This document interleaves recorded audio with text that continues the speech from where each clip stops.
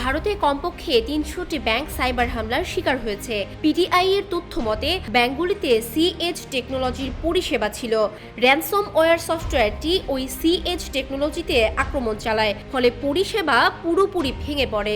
Reserve bank of India এখনও এই হামলা নিয়ে কোনো কথা না বললেও national payment corporation of India বুধবার একটি বিবৃতি প্রকাশ করে এ খবর নিশ্চিত করেছে। ভারতের বড় শহরের বাইরে গ্রামে মফস্বলে অন্তত ১৫০০ ছোট এবং মাঝারি মাপের ব্যাংক আছে। এই ধরনের ব্যাংককে সমব্যয় এবং আঞ্চলিক ব্যাংক হিসেবে চিহ্নিত করা হয়। চলতি কথায় একে কৃষক মজুরদের ব্যাংক বললেও চিহ্নিত করেন বিশেষজ্ঞরা।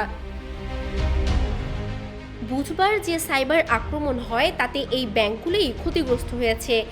যে সফটওয়্যার এই হামলায় ক্ষতিগ্রস্ত হয়েছে তা দিয়ে মূলত খুচরো টাকা লেনদেন করা হতো। বিশেষজ্ঞরা জানিয়েছেন, সাইবার হামলা হয়েছে এটা বোঝার পর সিএজ টেকনোলজি বন্ধ করে দেওয়া হয়েছে ওই ব্যাংকগুলিতে। ফলে আপাতত ওই ব্যাংকগুলি থেকে কেউ টাকা লেনদেন করতে পারবেন না।